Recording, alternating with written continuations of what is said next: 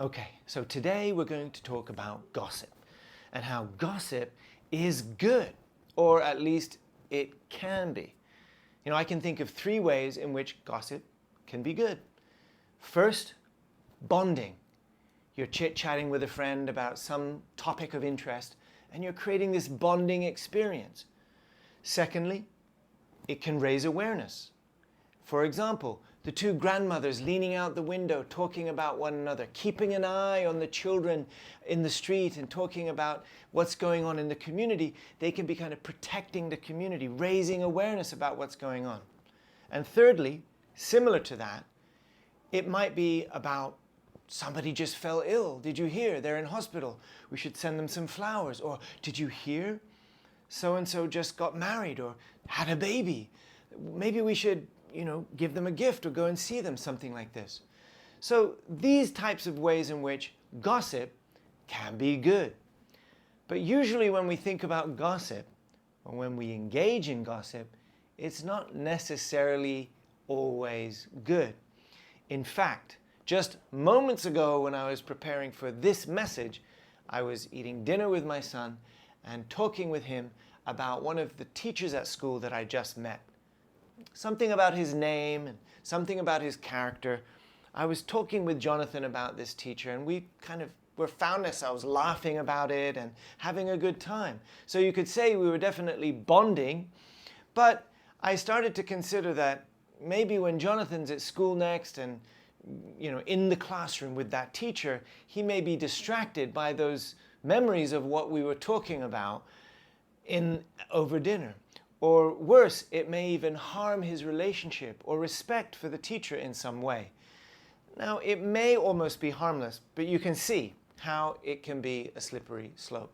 And in fact, there's many cases in which gossip does fall down that slippery slope. I'm just going to read off a few classic telltale signs of negative gossip. Firstly, it's usually among a small group of people. It's not something you're talking about in public on stage. It's just among a small group of people. Secondly, it can include some intimate or personal information about someone else, often in a negative or even an embarrassing way. Like, if that person was in the room, would you say that thing in that way? And thirdly, often the information that we're exchanging with one another is either incorrect or incomplete or exaggerated or taken out of context. In all of these ways, you'll notice these characteristics taking place with negative gossip. So what kind of motivations can we think of that leads to this, right? I can think of number 1, often motivated by some desire to gain attention for myself or make myself appear more knowledgeable or better in some way. Or it can be used to manipulate a situation for personal benefit, sort of creating a story or a rumor about so-and-so such that it will create a benefit for me. Or it may be that we're simply motivated to gossip about someone else to feel better about ourselves. And fourth, perhaps a little bit more sinister in a way, you could say in a religious community, we may be motivated to gossip about other people's mistakes to feel better about ourselves or to try and disguise our own mistakes. And it's interesting because these stories that we share, it's maybe a short moment of excitement or interest, but those words linger on forever. Those stories reverberate forever. And how does it, what are some of the other results? It definitely damages your own integrity and it damages the other person. It can cause harm to the people or person that you are talking about. And furthermore, it just hurts the relationships and erodes community. You lose trust. You lose integrity, not just within the individual, not just in the relationship, but in the community at large. So I want to tell you a little story. This is a short tale from 1001 Nights, also known as Arabian Nights, and this tale is the story of the 3 slanderous tongues. Once upon a time, in a small village, there lived 3 friends. These 3 friends had a reputation for speaking badly about others, and they were known throughout the village as the 3 slanderous tongues. They were always spreading false rumors and gossiping about their neighbors, and their words caused a lot of harm and unrest in the village. One day, these 3 friends decided to go on a journey deep into the forest. As they were walking, they stumbled upon a hidden treasure trove, glistening treasures. And they were amazed by this incredibly good fortune. They quickly agreed to keep the discovery a secret. But as soon as they returned to the village, each of them began to spread false rumors about the other 2, hoping to gain the treasures for themselves. The rumors spread like wildfire, and the village was soon in chaos. The 3 friends found themselves at odds with each other, and their once close friendship was destroyed. Each of them was convinced that the other 2 were plotting against them, and they no longer trusted one another. In the end, the 3 friends were unable to find the treasure, and they had nothing to show for their deceit and lies. They realized too late the harm that their words has caused, and they were left to ponder their consequences of their actions. The reason I'm telling you this story is because if you want to build community, if you want to build a happy community, a healthy community, if you want to build a community that you want to live in, that you want to raise your children in, then it is very important how you choose to perceive others. Sure, there's lots of crazy people, and we all do lots of crazy things. Sure.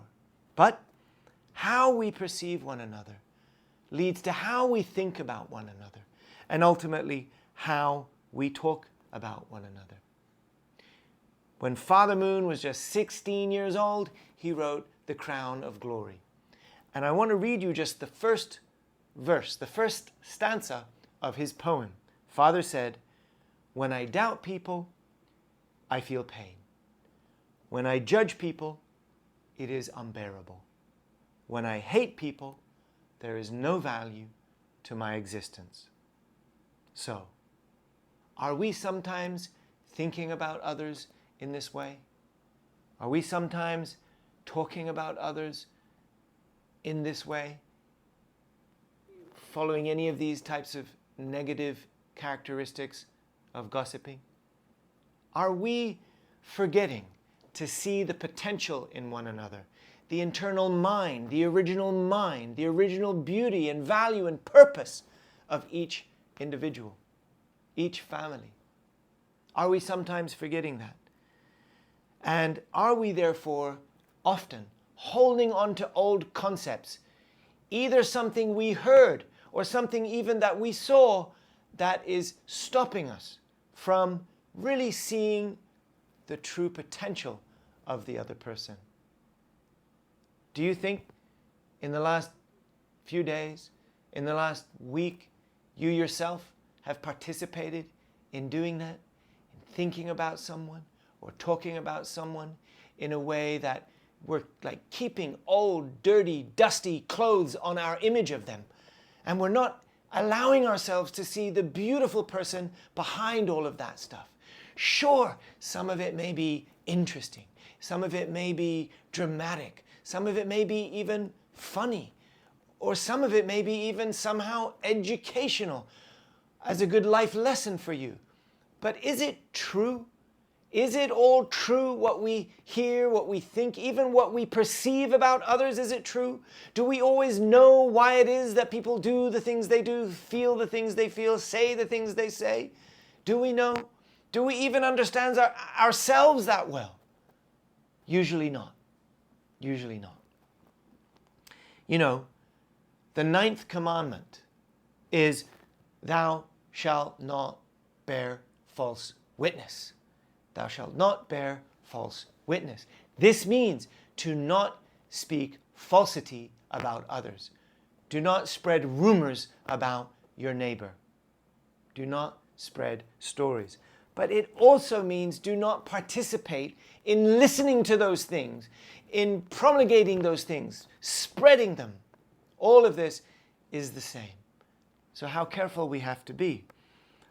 In Buddhism, the 5 precepts include the instruction, I undertake to abstain from false speech. I choose not to engage in false speech. And that would again be true to say, I will not engage in listening or giving and taking with false speech. In Hinduism, the Hindu scriptures, the Vedas, they state, speak the truth, cause no harm, and cultivate kindness. Speak the truth, cause no harm, cultivate kindness. And perhaps my favorite from Sikhism, the Sikh scriptures state, one who speaks the truth is closest to God. So, what kind of gossip shall we engage in? Maybe it's funny. Maybe it's educational. Maybe it's informative. Maybe it's a bonding experience. But maybe also it can be gossip that helps others. Can you imagine if we trained ourselves to actually say good things about other people? Why not try it today? Why not try it this week? Do you think that for one whole week you could try to tell something to someone about someone else that's good? Maybe 3 times a day, or at least once a day? Can you try it? I don't know if I can do it. I want to try it. I think I can do it. The idea being, not that it's driving at personal benefit for me, not that it's manipulating something that I want to see happen, but just purely share some information that's good about someone else with the motivation to spread good stories, to spread good words, to be truthful, and to be closer to our Heavenly Parent. Until next time, God bless you. May peace be with you and your family. Thanks for watching.